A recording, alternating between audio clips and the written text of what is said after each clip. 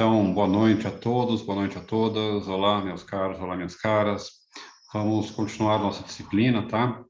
Na semana passada a gente não conseguiu se reunir, eu tive alguns imprevistos, tá? E, enfim, segunda-feira está ficando um dia complicado para aqui em casa por algumas razões particulares, enfim. Mas hoje também está complicado, mas a gente dá um jeito, né? Estou com as crianças aqui, se alguém aparecer uma hora chorando aqui, eu peço licença um minuto para resolver e volto, tá ok?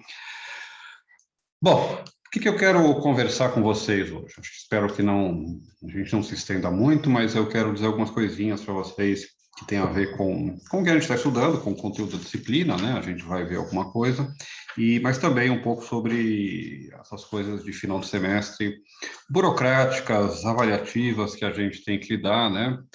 Notas, frequência e assim por diante, tá certo? Basicamente, duas coisas eu quero falar para vocês. Uma que tem a ver com o que a gente vai estudar daqui para frente, tá? Como é que a gente vai fazer. Agora eu mudei um pouquinho o nosso plano. Vamos ler o Descartes, tudo do jeito que a gente estava programado, só que eu vou usar outros textos, já vou explicar isso, tá? E depois eu falo também sobre avaliação, que não se preocupem, tá? Avaliação, a gente fecha o semestre agora nesse final de semana, mas eu vou combinar com vocês, se vocês me entregarem a avaliação só daqui a quase um mês, tá? Quando a gente retornar depois das férias, tá? Depois eu explico isso, como é que a gente faz, tá?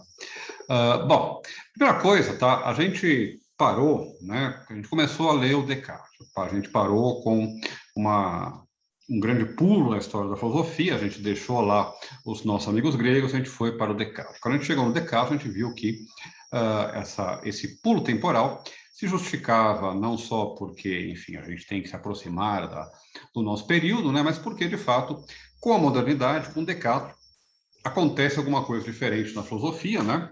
Embora não seja totalmente pacífico, né, decidir o que exatamente acontece, mas, enfim, existe uma virada na direção da filosofia, existe uma virada, né, no tipo de disciplina que é fundamental, uma passagem da metafísica como filosofia primeira para epistemologia, se não mais como filosofia primeira, pelo menos como disciplina filosófica fundamental, disciplina da qual as outras dependem. Isso implica, então, todo um reordenamento, toda uma readequação das relações clássicas entre, por exemplo, metafísica e teoria do conhecimento, ou metafísica e as demais áreas da filosofia, porque a metafísica é sempre vista como aquela que é superior, né? Aquela que está acima das outras. Bom, essa mudança, essa virada para o Descartes envolve uma série de elementos, tá? Envolve uma virada para a subjetividade, envolve uma virada para pensar os conhecimentos em termos novos, em termos que nos manuais aparecem como uma oposição entre racionalismo e empirismo, mas quando a gente estiver lendo Descartes, Locke, Berkeley, isso vai ficar mais claro, tá? Mas que eu penso que é melhor conceber como uma teoria das faculdades, né? Vocês vão ver que, na modernidade, a teoria do conhecimento é basicamente uma teoria das faculdades, uma teoria sobre o que são e como combinam-se, como dialogam a sensibilidade e o entendimento. Quando a gente estava lendo lá o Teeteto e a gente entrou na crítica à percepção, eu expliquei um pouco para vocês essas oposições que vão se estabelecendo na filosofia moderna e que a gente carrega até hoje, né? A priori, a posteriori, né? Inato adquirido, inato cultural, enfim. A gente viu, né, como essas distinções estavam lá anunciadas no Platão, mas elas só se tornam evidentes dentro da filosofia a partir da modernidade, a partir do Descartes. E outro tema que reaparece, né, com força, ou pelo menos que muitas pessoas, quando olham para o período moderno, colocam isso em primeiro lugar, que é o tema do ceticismo, em particular do ceticismo sobre o mundo externo, tá? Isso implica, então, que aquela discussão inicial sobre o que é o conhecimento, que é, por exemplo, a discussão platônica, a discussão seja do Teeteto, do Menon, que na verdade a gente viu que era antes uma discussão sobre é possível ensinar, é possível aprender, e, portanto, isso implica uma discussão sobre o conhecimento. Tem uma discussão sobre, a gente viu a busca pela definição do conhecimento no teteto, e quando a gente passa para Descartes, quando a gente passa para os modernos, para Locke, Hobbes, Hume e assim por diante, a gente vê que essa busca pela definição do conhecimento não é mais o problema central.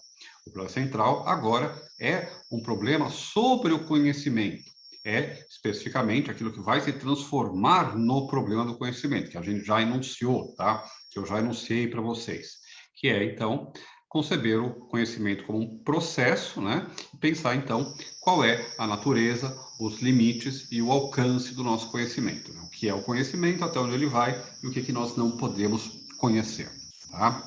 E vejam, nos modernos, a pergunta sobre o que é o conhecimento, ela não é mais uma pergunta sobre a definição de conhecimento, mas era uma pergunta, de fato, sobre o que é que nós podemos considerar conhecimento.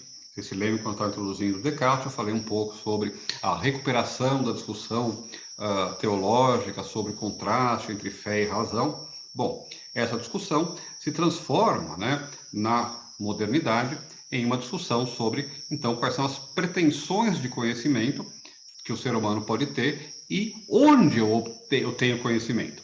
Vocês já sabem uma resposta, porque é a mesma que a gente encontrava lá na Grécia. Eu tenho conhecimento na matemática. Mas para os modernos, ao contrário do que acontece para os antigos, onde a gente tem poucos casos de ciência matematizada, ou pelo menos que recorre à matemática, poucos casos de ciência aplicável de modo universal, de modo geral. Bom, na modernidade o que a gente tem são a revolução, ou melhor, as revoluções científicas, né? A revolução da cosmologia com Kepler, Copérnico, a revolução da física, da mecânica, né? Com Newton e assim por diante, né? E então, com a modernidade, a gente tem outros exemplos de conhecimento que têm pretensão de conhecimento universal.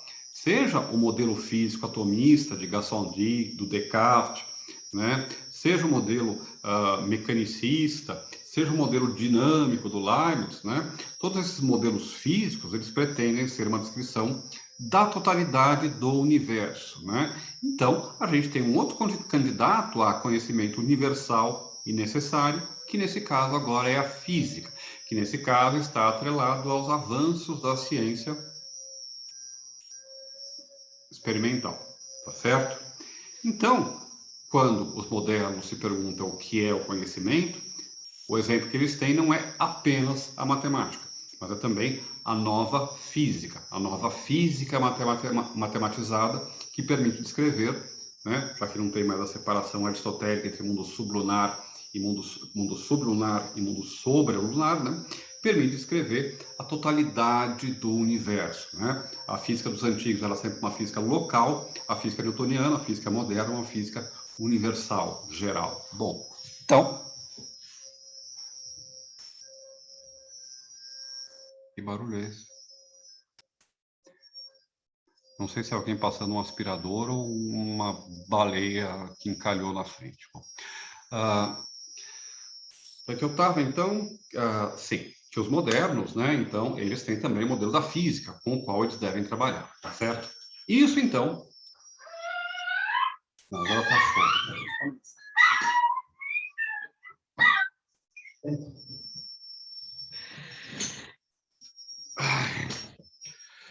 Dar aula em casa é uma aventura, né? Bom, então, isso significa, tá?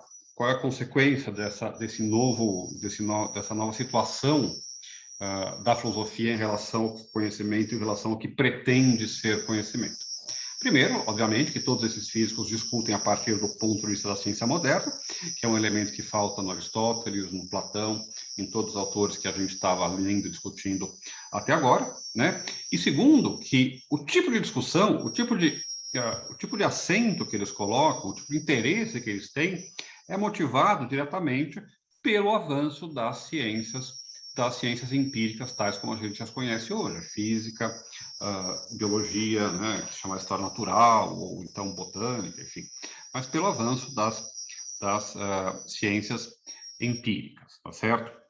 Então, o que esses modernos começam a fazer é, por exemplo, fazer aquilo que o Platão se recusava a fazer, porque ele identificava conhecimento sensível com relativismo. Vocês se lembram da crítica do Teeteto, do Protágoras no Teeteto, né?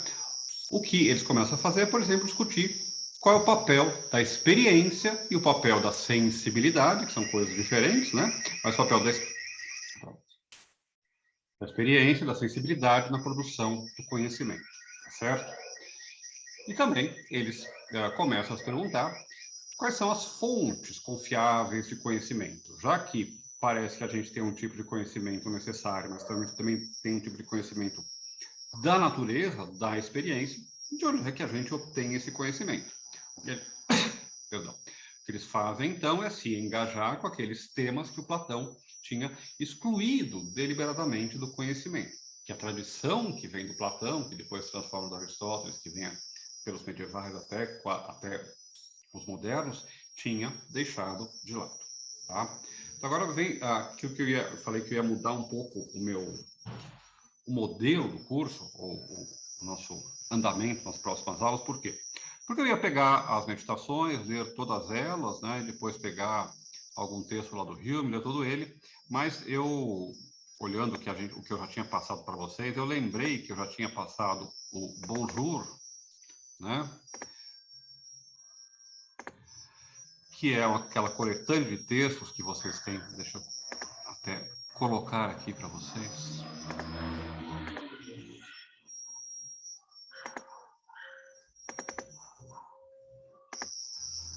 A coletânea do Bonjour, né, que eu já tinha passado para vocês, e que justamente tem no seu segundo capítulo intitulado, aí vocês estão vendo,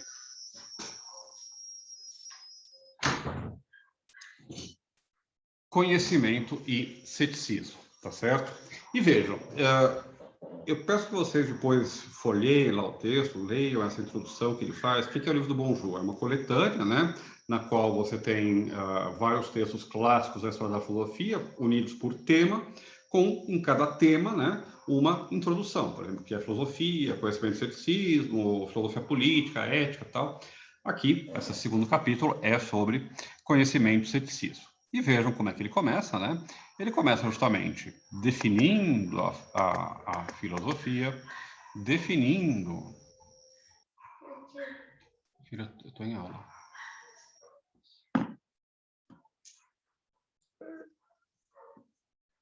Você não quer mais?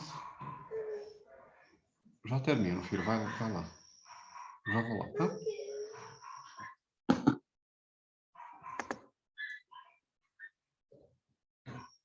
Perdão, gente. Onde é que eu estava? Vocês olhando aí, né? Vocês veem que ele começa, né? Justamente com aqueles temas que a gente ficou trabalhando e depois com o tema da crença verdadeira justificada, tá? Vocês estão vendo, acho que vocês devem estar vendo meu cursorzinho aí, tá mostrando aqui. Então, a gente tem alguns temas que ele vai explorar, né? Temos conhecimento do mundo exterior, que começa justamente com Descartes, e sobre a justificação da indução, que é o texto do Hume. Então, a minha ideia é que a gente siga o texto aqui, use esse capítulo, a gente faça uma boa parte dessa segunda metade do curso a partir desse capítulo aqui do Bonjour, tá certo? Por quê? Porque aí ele já começa com Descartes, que é justamente o texto que a gente ia analisar, e embora as traduções não sejam as melhores do mundo, porque eles traduzem do inglês para o português, então é já a tradução do texto original para o inglês, depois traduzido para o português, né? Não sei em que medida a revisão se preocupou em conferir, tá? Mas enfim, dá para a gente, eu tenho os originais, ou traduções melhores pelo menos, e dá para a gente conferir. Mas eu vou usar essa edição aqui, e não a edição que eu tinha passado para vocês dos pensadores, tá?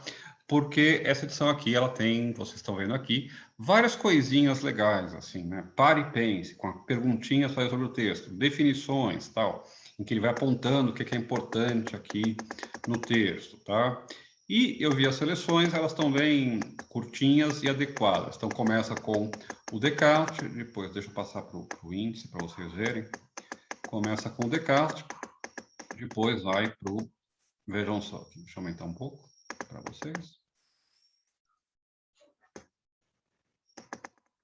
Descartes, Locke, Berkeley, O Thomas Reid, né? Porque o Thomas Reid é um autor super interessante que está traduzido para português, aliás, foi uma amiga minha que traduziu, mas não está tudo traduzido, tem algumas coisas que estão traduzidas, só que ele é um autor muito interessante porque ele é um autor absolutamente fora da curva dentro da filosofia moderna, né? Toda a filosofia moderna, está dizendo para vocês, ela é baseada em teoria das faculdades, sensibilidade e entendimento.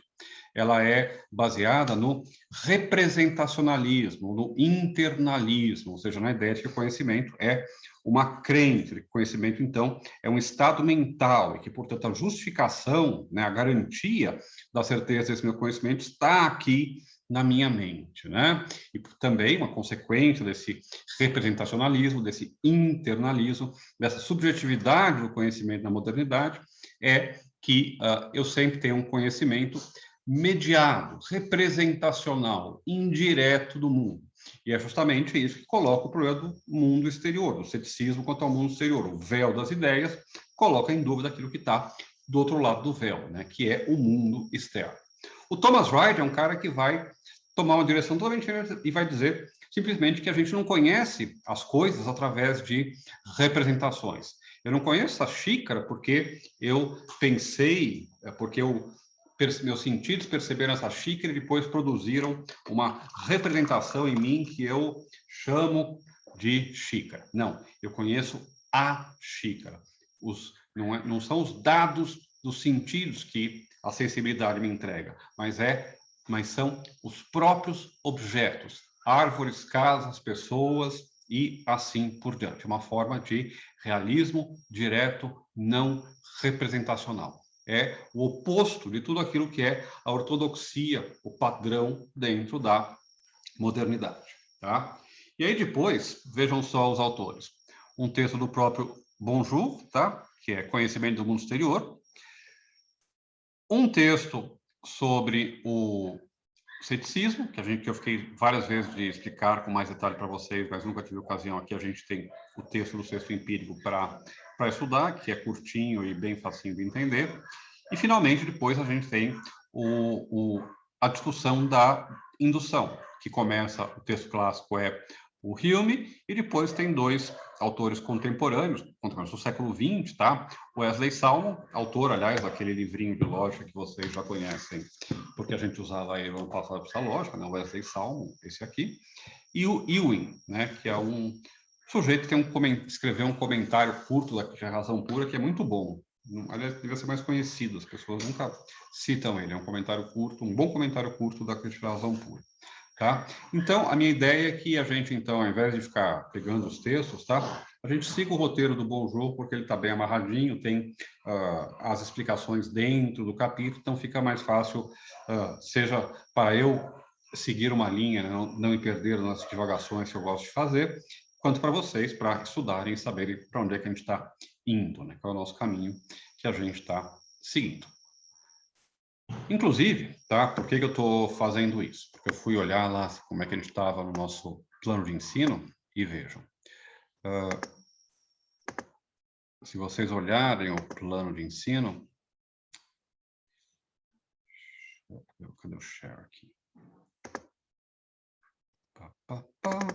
Aqui, Programa de Conhecimento. Se vocês olharem o Programa de Conhecimento, né, a gente tem duas partes, e a gente mais ou menos fez 80% da primeira parte e 20% ou 30% ou 40% da segunda parte. A gente cobriu mais ou menos a metade do nosso programa, tá? Digamos assim, em quantidade, em conteúdo, tá certo? Então, por isso também que eu não quis entrar no Descartes agora, começar tudo de novo, começar todo um módulo novo para a gente interromper já essa semana, que é a nossa última semana de aula, tá? Mas se vocês olharem no nosso programa, a gente fez, né, o paradoxo do medo, a simpatia do conhecimento, falei um pouco do desafio cético do relativismo, a gente trabalhou mais o relativismo do que o desafio cético, né? Vocês estão vendo que a gente está seguindo o programa, né? E quando a gente começa a falar do Descartes, né? Disso que eu chamei de teoria das faculdades, o que eu chamo aqui de razão e sensibilidade, que é o problema do conhecimento na filosofia moderna. E a gente vai ter que chegar no Kant, mas até chegar no Kant tem alguma coisa, um certo caminho ainda. Só que eu também insisti bastante, né, em alguns aspectos que dizem respeito à análise do conhecimento, tal como ela é praticada, digamos assim, contemporaneamente, principalmente dentro da tradição analítica, mas não só, também dentro da tradição fenomenológica clássica, tá? Aquela que vem do Husserl diretamente, mais diretamente, digamos assim, tá? Então, por exemplo, a gente já trabalhou um pouco a distinção entre internalismo e externalismo. A gente trabalhou um pouco também, aliás, um pouco não, bastante, né? Eu expliquei isso bastante para vocês, a oposição, o que é o fundacionalismo e como ele se opõe principalmente ao coerentismo, tá?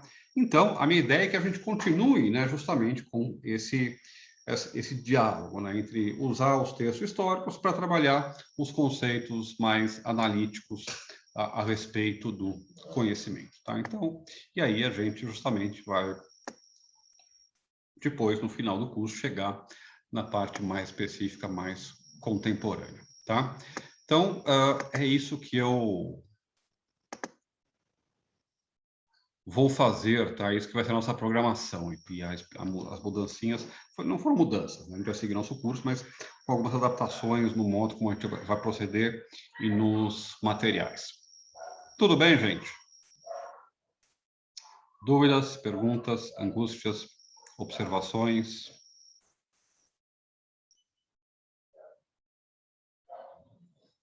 Professor, tá bom. Fala. A avaliação vai ficar daí para quando a gente voltar para o presencial, né? Não, eu vou falar agora da avaliação. Tá? Perfeito. Se não tem mais dúvida sobre isso, eu vou falar sobre a avaliação. Ok? Bom, se vocês olharem lá no... Eu coloquei faz pouco tempo lá no Moodle, tá? Um negocinho que é o questionário que eu quero que vocês respondam de avaliação de Moderna, tá? E eu vou primeiro mostrar para vocês o questionário, eu já vou explicar ele e vou falar também como é que a gente vai, como é que eu quero que vocês façam, tá? Então, deixa eu fechar aqui primeiro um, abrir o outro. Não. Aqui.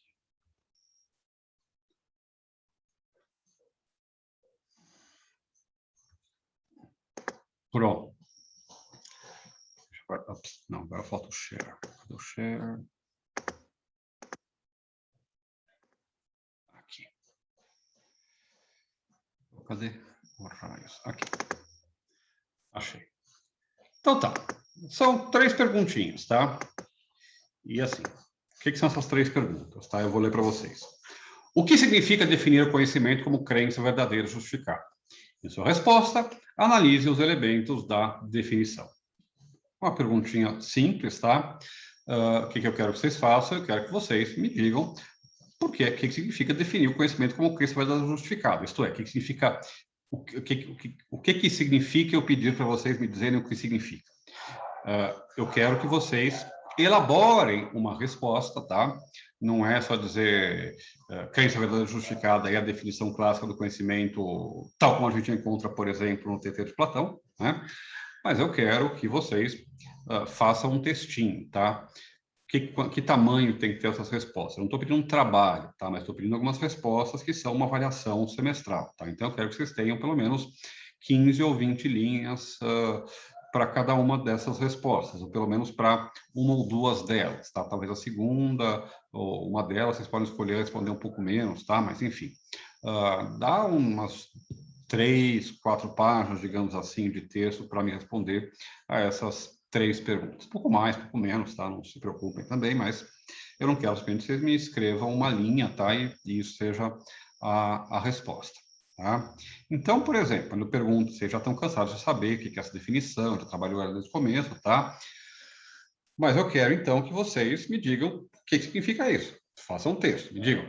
Desde o começo da história da filosofia, o conhecimento é uma preocupação central. No entanto, o primeiro a buscar uma definição foi Platão, blá, blá, e ele investigou no Meno, não chegou a uma conclusão, aí no TT, ele apresentou tal definição, blá, que se tornou clássica, tá? E ela divide o conhecimento, ela propõe uma análise do conhecimento, é uma decomposição do conhecimento nos seus conceitos componentes. Entre os elementos simples ou fundamentais que compõem o conhecimento, ele identifica 3. A crença, a verdade da crença e a justificação da crença, né? A verdade da crença consiste em afirmar que algo consiste na condição que diz que aquilo que é conhecido deve corresponder a algo verdadeiro. Enfim, façam um texto, tá certo? Digam o que vocês sabem com um texto, com palavras, tá? Usando a língua portuguesa em toda a sua riqueza e variedade, tá certo? Essa pergunta inicial, ela não é difícil, era só para vocês recuperarem aquilo que vocês já aprenderam, mas as duas perguntas seguintes, elas exigem um pouco mais de trabalho de vocês, tá? E eu vou então explicar o que eu quero de vocês. A segunda pede. Leia o artigo de Gettier, tá? Alguns falam Gettier, outros falam Gettier, já ouvi tudo, tá? Eu falo Gettier, fica mais simples, tá? Quando ouvir alguma coisa parecida, procure um contexto, não saber se está falando do mesmo ou não, tá? O Gettier, tá? Ele tem um artigo muito famoso que se chama É o Conhecimento, é a crença verdadeira justificada conhecimento, que eu coloquei para vocês. Eu quero que vocês leiam esse artigo. Aí vocês vão falar, professor, mas tem que ler um artigo inteiro? Bom, tem que ler um artigo inteiro, sim, mas o artigo inteiro, a grande vantagem desse artigo é que ele tem 2 páginas, tá? É um dos artigos mais citados da história da filosofia, porque ele, de fato, mudou a reflexão epistemológica contemporânea, né? Ela deu todo, assim, surgiu toda uma biblioteca para discutir isso, tá? Mas é um artigo que, em si mesmo, tem 2 páginas, tá? E eu acho esse artigo interessante porque ele é muito típico do modo de filosofar dos contemporâneos, tá? A gente está lendo até agora o Platão, que é todo dramático, né, com 50 mil alusões, né, com 50 mil coisas fora do texto que você tem que saber para entender, né? A gente vai ler o Descartes, que também é verborrágico, embora seja elegante, e assim por diante, né? E vocês vão ler, a gente vai ler o Gettier, tá? E o Gettier tem 2 páginas, né? Ele resolve o problema em 2 páginas. Se vocês quiserem, se eu não for atrapalhado, interrompido novamente, eu posso até ler o texto com vocês aqui antes do final da aula, porque ele é bem curtinho, tá?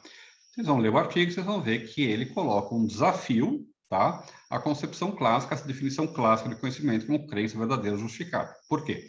Porque, basicamente, ele vai dizer, já estou respondendo para vocês, né, que há um problema com a justificação, ou seja, que uma crença pode ser verdadeira e pode ser justificada, e mesmo assim, não ser conhecimento, tá certo? Então, o que ele está mostrando, vocês vão ter que descobrir, é algo como, bom, essas condições não são suficientes, ou essas condições não definem conhecimento, tá? Vou tentar ler o artigo, né, e tentar entender isso.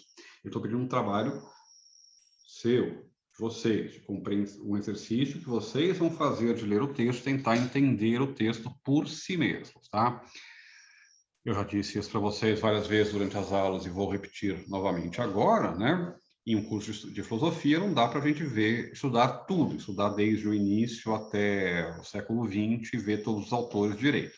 O que a gente pode fornecer no máximo é um guia, um mapa, né? E uma certa metodologia de trabalho, essa disciplina de leitura, né? Ensinar vocês a lerem textos e a pensarem filosoficamente. E é isso também que eu pretendo fazer, imagino todos os demais professores pretendem fazer, para o trabalho com vocês. Então, o que eu quero é que vocês, sozinhos, tá? Tentem começar a desenvolver esse hábito de pensar sobre problemas e de tentar responder a esses problemas, tá? Então, por isso aí vem a terceira questão, tá? Essa terceira questão, deixa eu já falar uma coisa para todos vocês, tá? Eu não estou afim de ficar reprovando ninguém, eu não vou ficar sendo super pegando no pé para corrigir e assim por diante, tá? Mas eu quero, o que eu gostaria de ver nos trabalhos de vocês, mais do que certo ou errado, mais do que um baita texto bem feito, tá? É o esforço de vocês. Eu prefiro que vocês façam uma resposta errada, cheia de problemas, mas onde eu possa perceber, primeiro, que foram vocês, de fato, que fizeram e não copiaram de um artigo, de uma verbete da Wikipédia e assim por diante. E, segundo, que eu possa perceber o que é que está indo bem no aprendizado de vocês e o que é que não está funcionando, o que é que falta, né? E como a gente remotamente não tem esse contato que a gente deveria ter para o processo pedagógico, né? Também para eu poder fazer um diagnóstico um pouco melhor, né, de onde é que estão as qualidades e as limitações ou as fraquezas, tá?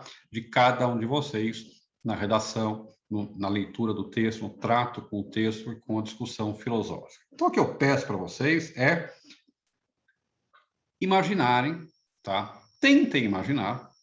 E é claro que esse tentem imaginar da filosofia não é a gente sentar, né? Eu disse para vocês que nunca é isso, é sentar e começar a fechar os olhos e esperar vir uma inspiração divina, né? É fazer uma pesquisa, se precisarem, tá? Se não tiverem nenhuma ideia. É ir atrás e ver o que as pessoas falaram sobre isso, tá? Mas eu peço para vocês imaginarem alguma estratégia para responder ao exemplo de Goethe, tá? Você consegue imaginar alguma estratégia para responder o exemplo de Goethe? Tá? Deixa eu já mostrar o textinho do Goethe para vocês não ficarem apavorados, tá? Deixa eu compartilhar aqui. Ó, aqui está o bonjour. Cadê o Goethe? Está aqui o Goethe. Ó, o texto do Goethe é esse aqui. Ele tem 3 páginas, né? São 2, na verdade. Eu tenho as notas e o negócio, né? Tirar isso aqui daqui. E, basicamente, o que ele faz é discutir, partir de 3 definições contemporâneas do conhecimento como crença verdadeira justificada ou seus equivalentes. Vocês se lembram que quando eu falei de justificação, eu expliquei que alguns escolhiam termos alternativos, digamos assim, falei inclusive do Salmon, tá? E ele vai, então, formular 2 exemplos em que isso aí não funciona, tá? E o exemplo, eu vou dar um exemplo para vocês entenderem o tipo de... A gente chama esses exemplos que o Goethe dá de casos de Goethe, tá? São casos em que a gente tem uma crença verdadeira justificada e, mesmo assim, não faz sentido dizer que a gente tem conhecimento, tá? Vamos ler, eu vou ler a do Goethe com vocês, assim vocês já perdem um medinho do texto, tá? Caso 1. Tá? Suponha que Smith e Jones se tinham candidatado a um certo emprego. Tem 2 pessoas, tá? Se candidataram a um certo emprego, e suponha-se que Smith tem certas provas a favor da seguinte proposição conjuntiva. Uma conjunção, agora vocês vão, lembre-se de todas as aulinhas de lógica, né? Uma conjunção. Tá? Juntar 2 proposições, né? E o valor de verdade de uma conjunção é quando as 2 são verdadeiras, tá? Jones é o homem que vai conseguir o emprego e Jones tem 10 moedas no bolso. Tá? As provas de que Smith tem a favor de D, e vejam, o que é esse D? Esse D é a proposição que ele acabou de afirmar. Jones é o homem que vai conseguir o emprego, e Jones tem 10 moedas no bolso. As provas que Smith tem a favor de D podem ser que o presidente da companhia ele tenha assegurado que, no fim, Jones seria selecionado, e que ele, Smith, tenha contado as moedas do bolso de Jones há 10 minutos. A proposição D implica, a proposição de que Jones é o homem que vai conseguir emprego e Jones tem 10 moedas no bolso, implica que o homem que vai ficar com o emprego tem 10 moedas no bolso, tá? Lembre-se das regrinhas de simplificação, né? Da lógica, tá? Se eu tenho E, uma conjunção, A e B, P e Q, eu posso separar e ficar só com uma das 2 afirmações, né? Se eu digo hoje está quente e a lua está cheia, é verdade tanto que hoje está quente quanto que hoje a lua está cheia. Então, Jones é o homem que vai conseguir um emprego e Jones tem 10 moedas no bolso, eu posso inferir, vai dizer o nosso amigo Goethe, que o homem que vai ficar com o emprego tem 10 moedas no bolso. Suponha-se que Smith vê que D implica E, né? A frase D que está aí implica a frase... Foi isso que apareceu. A frase, cadê? D implica E, e que aceita E com base em D, a favor da qual eles têm fortes provas, tá? Bom, eu leio depois o texto, tá? Tem mais 5 ou 10 linhas, tá? Mas aí o ponto aqui, quem vai ganhar o emprego é o Smith e não o Jones, e o Smith, por acaso, tem 10 moedas no bolso. Então, o Smith tem uma crença verdadeira, justificada, tá? Ele tem uma justificação para ela, a crença é verdadeira e ela é justificada de que o homem que vai ganhar o emprego tem 10 moedas no bolso. No entanto, o homem que vai ganhar o emprego não é o Jones, como ele acreditava, mas é o Smith, tá? Ou seja, ele tem uma crença verdadeira justificada, mas não faz sentido dizer que ele sabe ou conhece quem vai ficar com o emprego. A crença verdadeira justificada dele, que o homem que tem 10 moedas no bolso vai ficar com o emprego, não corresponde à crença inicial de que Jones ia ficar com o emprego e tem 10 moedas no bolso, tá? Os casos, tem um outro caso do Gettier, que vem logo em seguida, o artigo acaba aí, são dois casos, dois exemplos simples, mas um jeito mais simples de vocês entenderem isso é com um exemplo, a gente pode montar muitos casos de Gettier, tá? É um exercício que a gente pode fazer mentalmente, mostrar casos em que a definição clássica falha, tá? Então, por exemplo, um exemplo clássico disso seria o seguinte, imaginem, tá, que eu estou vendo a final de um campeonato de tênis, por exemplo, do Aberto dos Estados Unidos, tá? E aí eu sei que o ano passado a final foi entre Djokovic e Nadal, tá certo? Ou Federer e Djokovic, tá? Eles sempre fazem a final, tá? Aí eu sei que vai ter a final desse torneio, eu ligo a TV, eu vejo o jogo, né? Entre o Federer e o Djokovic. O Djokovic ganha, né? Como ele sempre ganha, né?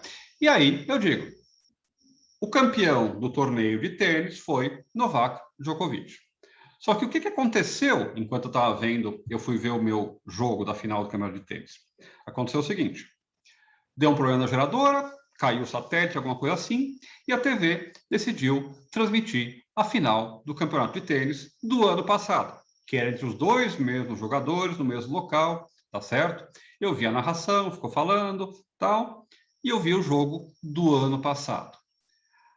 Eu justifiquei a minha crença verdadeira de que o campeão do torneio deste ano é o Novak Djokovic com algo que não pode ser uma justificação adequada da minha crença de que o Djokovic ganhou o torneio este ano, porque a minha justificação para dizer que o Djokovic ganhou o torneio este ano foi eu ter assistido o jogo do torneio do ano passado, tá certo?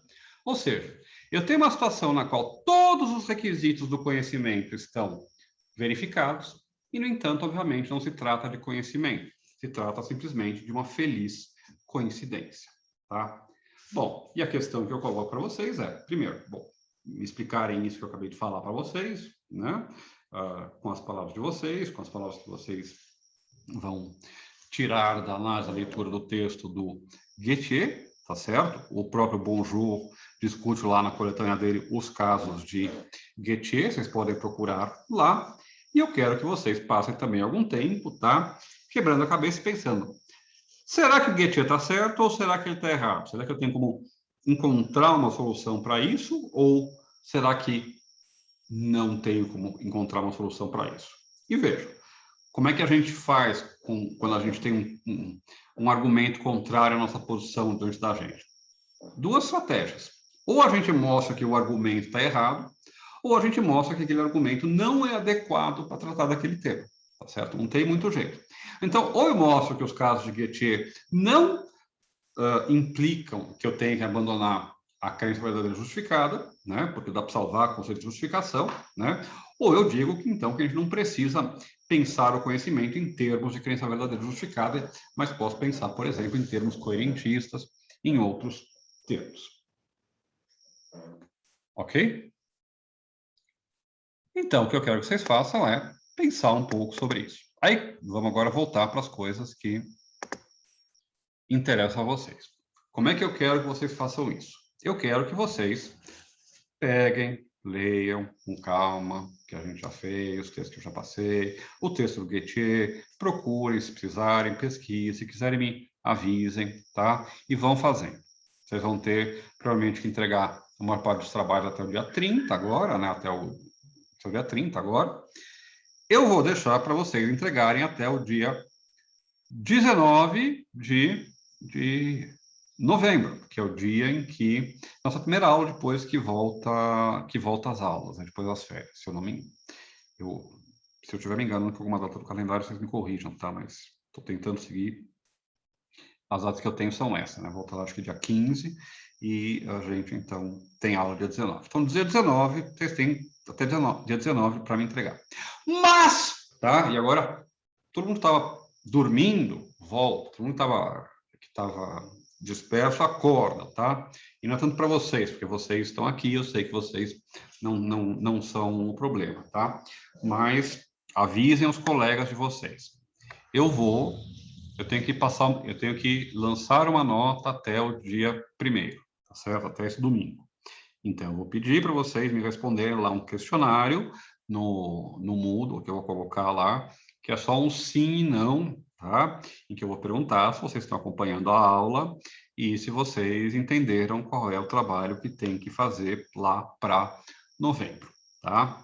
Aí, para quem me responder isso, por que eu estou fazendo esse questionário? Eu quero saber quem está acompanhando a aula, porque aqui, ó, a gente tem 7 alunos aqui na live, tá? Mas na minha lista, a gente tem mais.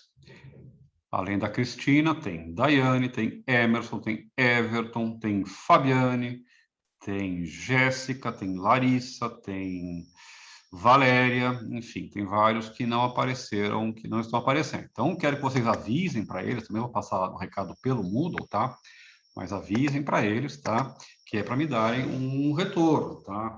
E se por acaso tiverem com problema para acompanhar, se não estão conseguindo acompanhar o curso, tá? Porque estão em casa e assim por diante, não pegaram, estão atrasados, tá?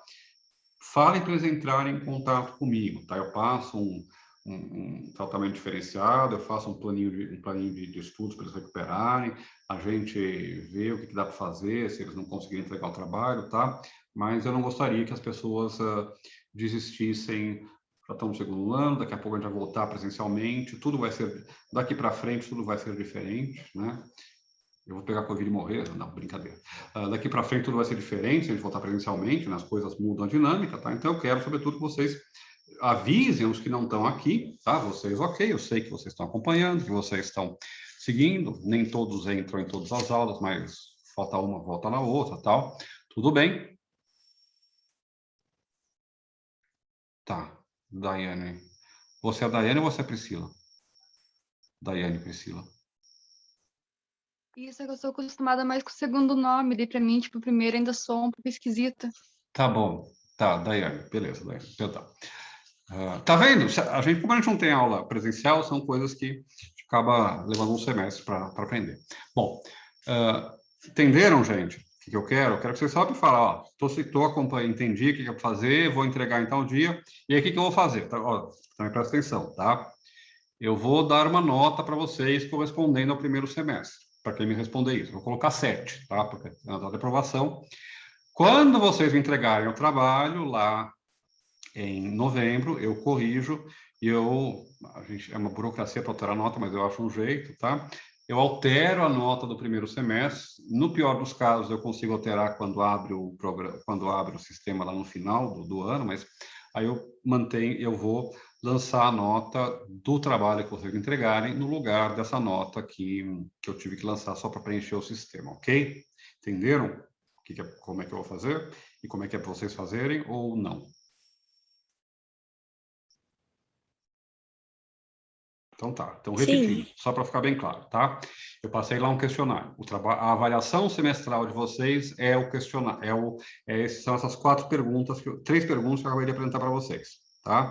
Esse trabalho vocês têm quase um mês de apresentar, é lá para o dia 19 de novembro, daqui a 25, 26 dias, tá? Mas como eu tenho que lançar no sistema, e como é bom também ter um registro no sistema, a avaliação até o dia 1º, eu vou colocar uma perguntinha para vocês me responderem, só para eu saber quem está, de fato, frequentando e acompanhando o curso, e lanço uma nota, que não é a nota que vocês vão ter, definitiva, tá? Espero que vocês tenham uma nota maior e que eu possa aumentar a nota de todos, mas eu vou lançar uma nota, então, dia 1º, correspondente a essa perguntinha que eu vou fazer lá.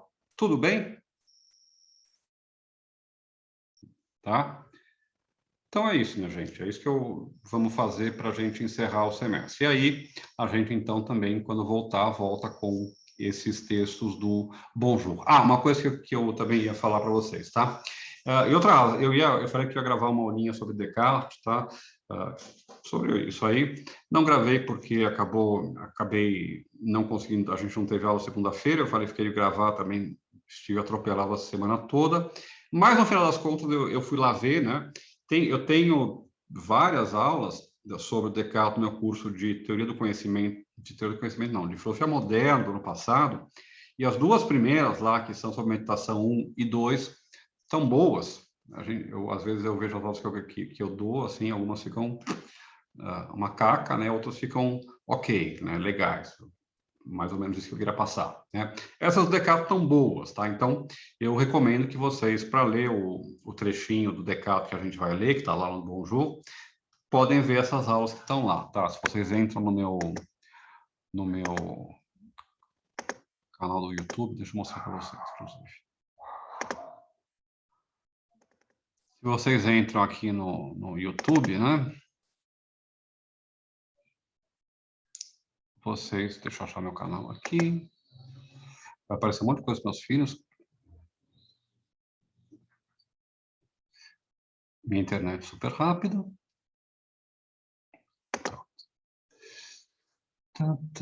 Meu canal. Tá? Se vocês olharem no meu canal, tem aqui, vocês vêm aqui em playlists, tá? Tem playlists de várias coisas. E tem uma de teoria de filosofia moderna do ano passado, tá? Que tá aqui. Deixa eu parar, para não quero que reproduza. E se vocês olharem aqui, vocês vão ver que tem as aulas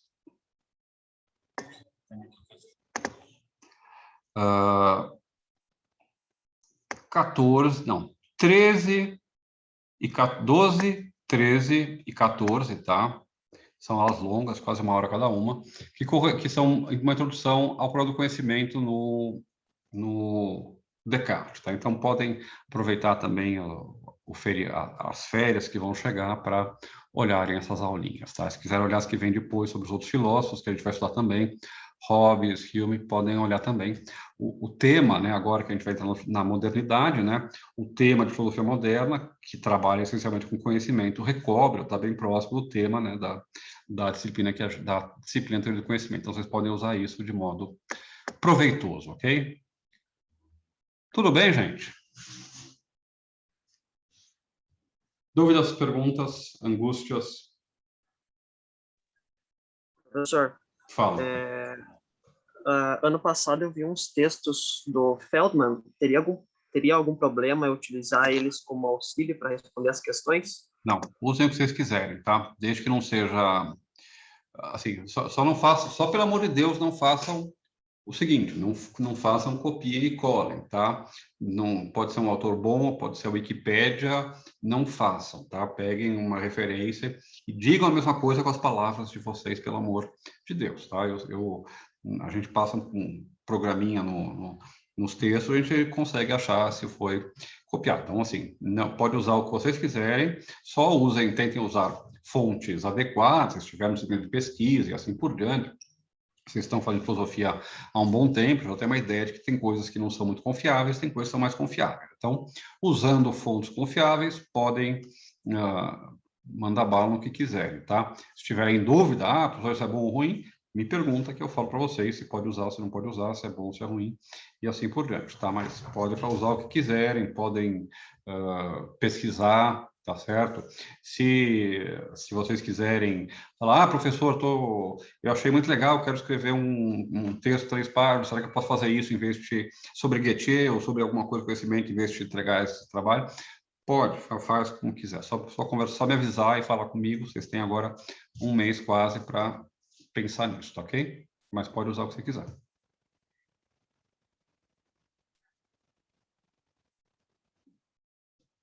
Ok, gente? Ok. Então é isso, ficamos por aqui, tá? Eu vou colocar no Moodle daqui a pouco lá o questionáriozinho para vocês clicarem e eu ter o registro de vocês, e aí depois vocês se divirtam fazendo o trabalho, tá? Estudem bastante, façam os trabalhos dos demais colegas professores, tá certo? Fiquem tranquilos, coloquem máscara, sigam as medidas higiênicas, não aglomerem, mesmo que tudo esteja aberto, tá? E qualquer dúvida, entre em contato comigo. E se vacinem todos, tá? E qualquer dúvida, entre em contato comigo. Me mandem mensagem aqui no Moodle, me mandem mensagem, me mandem e-mail que eu respondo para vocês, ok? Então é isso, minha gente. Bom, eu vou interromper a gravação. Bom final de semestre, bom descanso das férias, bons estudos também. E qualquer problema, qualquer dúvida, falem comigo, ok? E só o último recado, tá?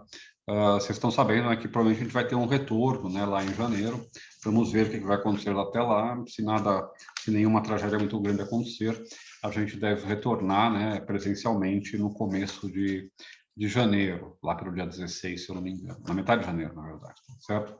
Então, também vamos nos preparando, né, para finalmente começarmos a frequentar a universidade, né, que já é a hora, tá? Eu vou comprar daquelas máscaras aquelas de acidente nuclear que os caras colocam, de guerra química para a faculdade. Bom, vamos ver como é que vai ser, mas, enfim, acho que teremos isso, tá bom, gente? Então é isso. Até mais, cuidem-se e nos vemos quando voltarmos. Se alguém tiver alguma dúvida, entre em contato comigo. Tchau, tchau. Vou encerrar a gravação aqui e fechar a reunião.